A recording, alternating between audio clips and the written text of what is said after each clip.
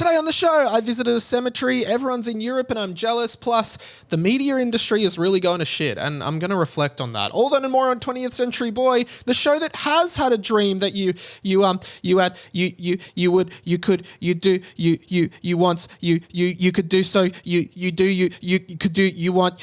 him to do you so much so you could do anything?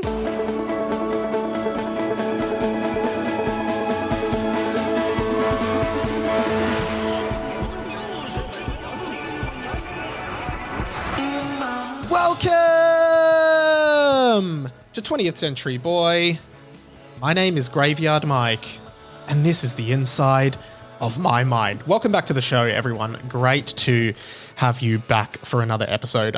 Really enjoying these more kind of like low-key episodes that I've been doing for the past few weeks, and I hope you guys have too. I don't know. Maybe you are, maybe you're not.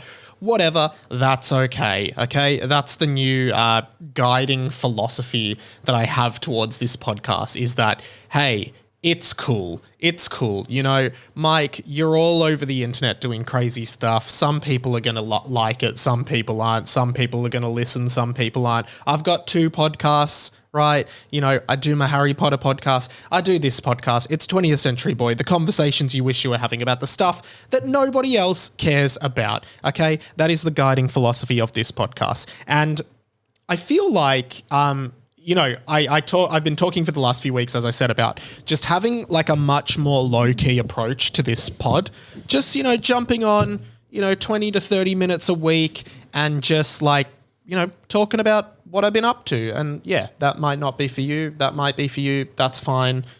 Do whatever you want. Engage with me however you would like across all avenues of the internet that I exist on.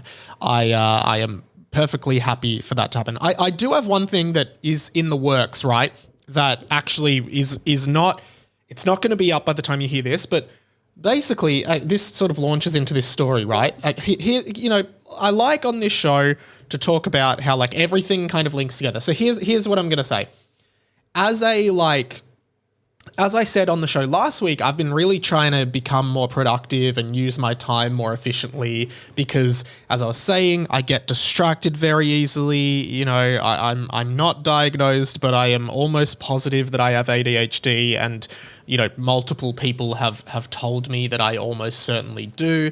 My thoughts get really scattered really quickly, and I can be hurled between things very haphazardly if I don't have order. And I was talking last week how I'm using this like note-taking app, Simple Note, to just write down shit I have to do every day, and it is working so well. It is really helping me like maximize my time, and I highly recommend it if you are like me. Like right now I'm looking at it, I just have a note. It's called Stuff I Need to Do.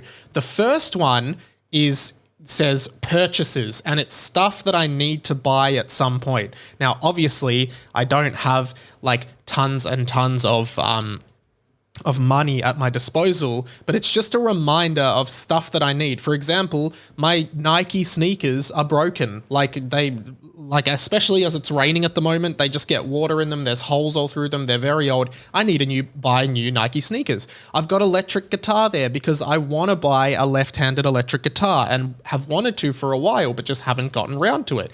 I am wanting to get an under-desk treadmill so I can walk while I work because I work from home. I spend so much time in front of my desk, right? So much time just sitting at my desk that I'm like, I have a sit-stand desk so I can stand up while I work, but now I'm like, why don't I get an under-desk treadmill so I can walk while I work, right? That would be awesome. Then the next one is admin/project, right? Stuff that I want to get done that just takes time, that is not like a day-to-day thing, which is more a long-term thing, right? Like the first one is, here's the thing, like a few years ago, I saw a printer on the side of the road and it had a note on it that said, this printer works, it just needs ink. So I picked it up and I took it to my parents' place. And I was like, one day I'm going to set this up because it would be handy to have a printer just in case I need to print something, right? Especially because I have never worked in an office anywhere I've worked where printing is easy. I don't know why, we can do amazing things with technology, but no one can seem to print in any office I've ever worked at, okay? So on my admin project list, I've got set up printer. right? One day I just need to go to my parents' house, get that printer, take it here, plug it in, buy some ink, and then I know I've got a working printer, okay? What's another thing? I have here, I need to get an Ethernet cable for my PlayStation 5 and hook it up directly into my router so it's not using Wi-Fi, because I sometimes use remote play on my computer, but the connection's really bad, so I want to have it hardwired in, right? Or just stuff like that. The next thing is things I'd like to learn. I've got how to tie a tie, how to use a barbecue, cryptic crosswords, because I really want to learn how to do cryptic crosswords because I just don't get them. I genuinely just don't know how to do cryptic crosswords. And I've never bothered to learn. So I've been watching some YouTube videos, just trying to figure it out, trying to understand them. I'm still not good. And then the other thing I'd like to learn is how to bake cookies. So I've decided this weekend I'm going to bake cookies, right? Instead of wasting my weekend. And then I have my day-to-day stuff. For example, today, on my day-to-day, I'm going to a movie premiere tonight of a new movie called Twisters, which is at 6 p.m. I'm doing the TCB podcast, and I'm doing some radio mic admin, okay? That's stuff that I need to do, and I'm going to put on edit videos because I've also recorded 2 YouTube videos that I want to edit and schedule to go up, okay? So that's how I'm like organizing my life, and I'm just like putting shit on there. Now, to a lot of people, maybe you would think this is really obvious. It's really obvious to have a to-do list. It's really obvious, but it's not for me. It really isn't for me, okay? If I don't do this, I become so scattered. I have no control over my life and no order. So this has been really, really helpful for me. And again, if you were like me and you were feeling like your life is in chaos, right? That is fine.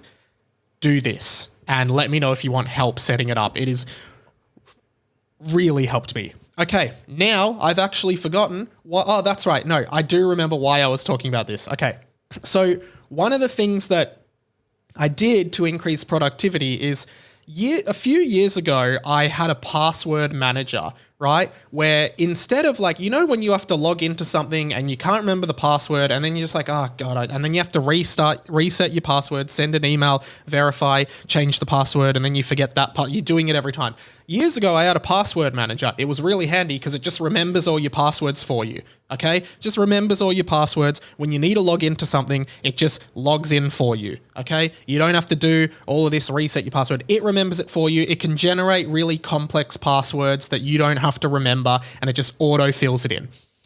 Then for whatever reason, I just stopped using it. I don't know why. And then I remember a few months ago, Whitey, friend of the show and friend of me and Patreon supporter of this show, was over and he was like, use a password manager, man. And I was like, oh yeah. So recently I re-downloaded the password manager that I had years ago, and I remembered like the master password to my password vault, because it's like, the only password it doesn't remember is your master password. You have to like write that down, and if you forget that, you've lost access. So I remembered that password, I punched it in, and I got access to all my passwords. Now, the reason that's interesting is because, and just drawing back to months and years ago, is that years ago, very early in the days when I was doing my other podcast, Harry Potter and the Boys, I used to upload them as full videos to a YouTube channel called Harry Potter and the Boys. But I lost the password to that channel and I could never get into it. So I just had never been able to access that channel to do anything with it, okay? Which was fine. It only had like 100 subscribers or something, but it was still like, I still wanted to get access to it, but couldn't. But now that I got access back to my password manager, it had saved the password. So like 3 years of never being able to get into this channel, and I'm finally able to get into this channel. Now, why is that relevant? Okay, because I'm going to do this thing now where, because I'm no longer posting full videos of this pod, TCB, on my YouTube channel because it fucks with the algorithm. But what I'm doing now is YouTube actually has this feature where you can just use an RSS feed to auto upload a podcast feed. So now I'm going to rebrand that channel as Radio Mic Podcasts, and all the audio from any podcast I put up anywhere will just go on that channel. So that will be like the complete channel for all of my podcasts, and it's got everything from both TCB feed and the Harry Potter and the Boys feed for the past,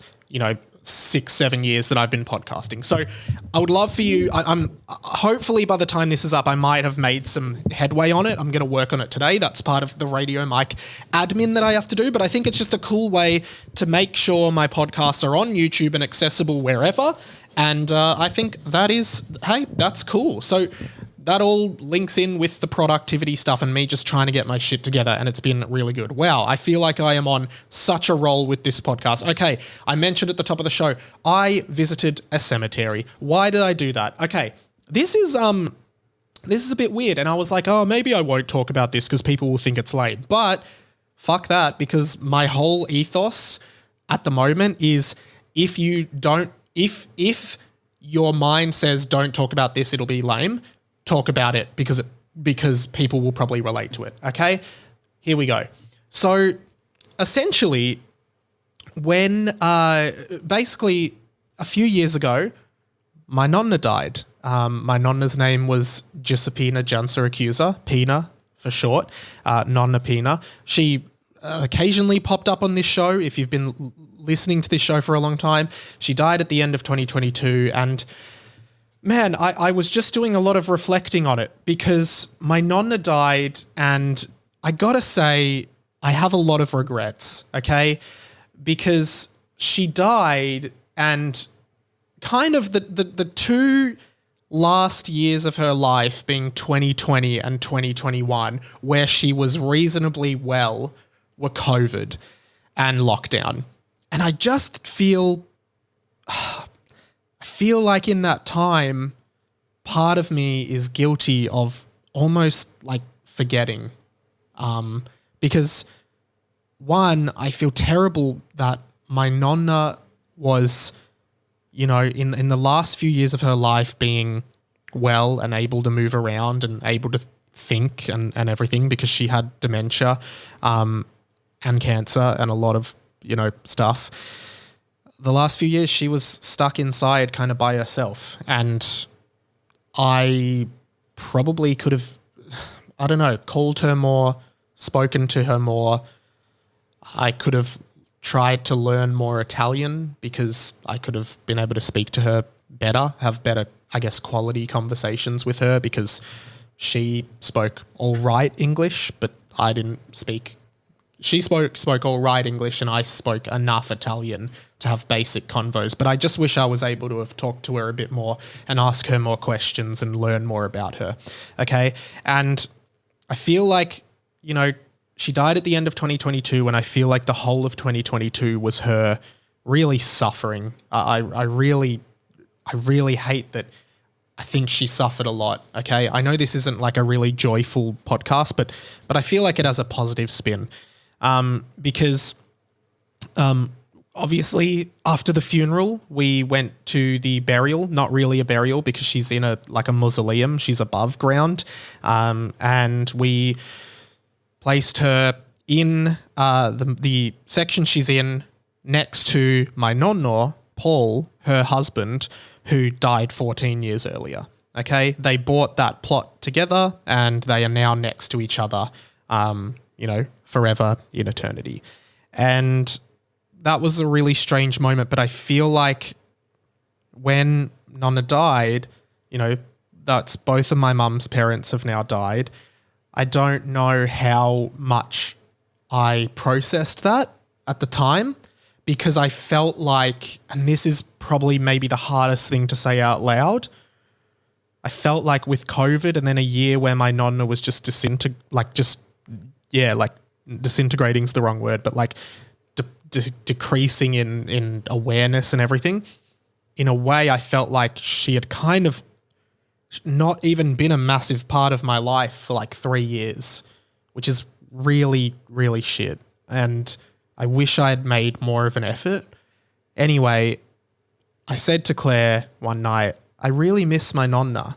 And it just sort of came out of nowhere, because I do miss her. Like, I miss her presence so much. I miss her like boisterousness, her loudness, her unapologetic like way of saying things and speaking her mind. And I miss her like, maternalness, and her telling me how how much she loved me and how funny she thought I was, and I miss singing with her, and I miss all of the things that grandparents bring to us, because grandparents are a gift, right? And so I said to Claire, hey, I'd love to go to the cemetery to visit Nonna and Nonno, because I hadn't done that. Since the funeral, I had not done that. And I guess in my mind, I was just like, well, why am I going to do that? It just didn't feel like something that there was any time to do. It just felt so unimportant, and that sucks. And so on Sunday morning, we drove to the cemetery, and it was really weird. It was really bittersweet. Like, we walked over, and obviously I met Claire, my partner, a few weeks before my nonna died. So she never met her. And I wish she did. And I just sort of looked up, and there was a photo of my nonna and my nonno together. And I just sort of spoke to them a bit, and I just sort of said, hey, this is me now. This is who I am now, and this is what I'm doing now, and I'm doing my best, and this is just who I am, right? And that was quite a moment. It was really, it felt like closure, and in that moment I realized that I had put this off for a long time, and it was important for me to visit them. Because grief is something that I think I hadn't really processed much, and knowing that kind of, like, here's the thing, like, that chapter of my life of my nonna Pina and my nonno Paul is over. And, you know, I'm about to be 30, and that part of my life, being a kid and spending time with my cousins and my brother and my nonna and nonno, is so vivid in my mind. It is such a foundational part of who I am. And even, like, you know, I don't really talk about this much at all, which is probably a whole other ballpark, but my Italian culture, like, I'm Italian. I grew up in a family that spoke Italian and English at home. Okay? I grew up in a very traditional Italian family, and in some ways I feel like I tried to break away from that and break away from my cultural upbringing because I thought it made me different. And now I'm like, oh, I wish I could be more in touch with, like, my Italian heritage. Because I think most people probably, I've had people say to me, oh, you don't really look or seem Italian, which is problematic in a way because it means they assume that people who are Italian, or people look and sound a certain way, right? Like, I am Italian, therefore I look Italian, right?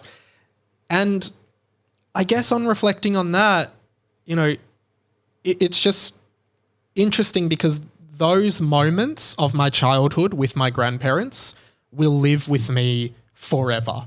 And that is how, in my opinion, and in what I kind of believe, and I'm not spiritual or religious, right? But that is how my grandfather and my grandmother live on through me.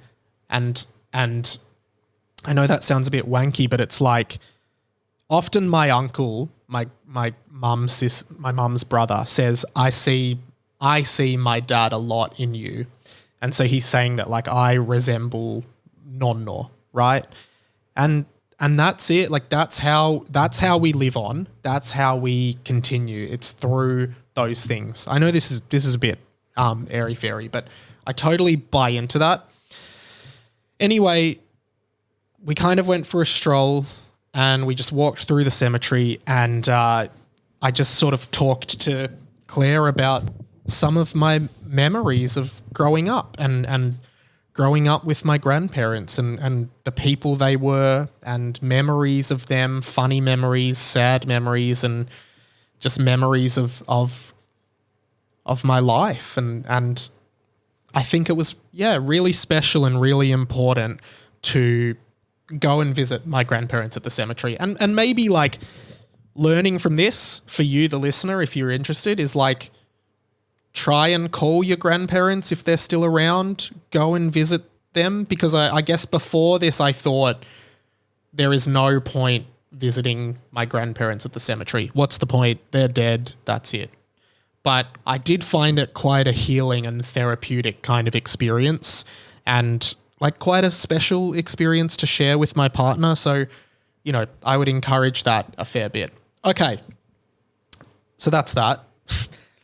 That was a bit sentimental, but hey, I wanted to talk about it, and I feel good having talked about it. One thing that is just making me so jealous at the moment is that every single person seems to be in Europe. Of course, it is summer over in Europe. I'm very jealous of that because the Melbourne winter is very, very cold. It has got to be the coldest winter I have ever experienced. And, you know, I have talked about this in the past about how I don't remember ever being cold before the age of 18. That is still true to this day. Like, I am feeling the cold more and more. It is absolutely freezing. I hate it. And all these people posting photos of them in Europe, them in Greece or Spain, or I don't know, what's another country? Italy, or one of the other sunny countries, and they're in like bikinis and bathers and they're just having a great time and they're sipping cocktails, and you know, it's making me very jealous. It's making me want to go back to Europe, which I think is something I want to do very, very soon, because Europe was so fun for my first trip there, and I really want to go there again. I wanted to talk a little bit about the media industry at the moment, because I've kind of alluded to this, but the media industry at the moment is just so grim. There is almost no work at the moment in media. As I said, I've had sort of like the least work I've ever had, and not that I'm particularly worried about it, but it is just really interesting because, first of all, I'm seeing a lot of redundancies across a lot of companies, and you know, a lot of media companies, whether it be like Channel 9 or Channel 10 or the ABC or like, you know, online news, like everywhere, 50 jobs, redundant. I'm like, okay, so every time there's a redundancy, it means more people out of work, which means more people looking for work, which means less possibility of getting a job. Like, it's just insane. And I think as someone who's worked in the industry for a long time, like, it's deflating, and it does make me reflect on kind of one thing that I think makes me sort of more comfortable in a way, is that, like, well, first of all, I find redundancies very funny, because redundancies are like the way that businesses announce that people at the company have been made redundant are always so like vaguely worded, in the fact that it's very difficult to tell that they've been made redundant. Like they're always sort of like, you'll get an all staff email and it'll be like, we are very sad to announce that today will be Damo's last day with the company. Damo has been an instrumental part of this company for 7 years, and, you know, has worked on so many projects for this company and always delivered great results. Damo will now be looking forward to new challenges and spending more time with his family, right? And the subtext is, Damo was a really good staff member, so we kept paying him more because he was really good and we needed him. But now we really need money and he's making a lot of money, so we have to get rid of him.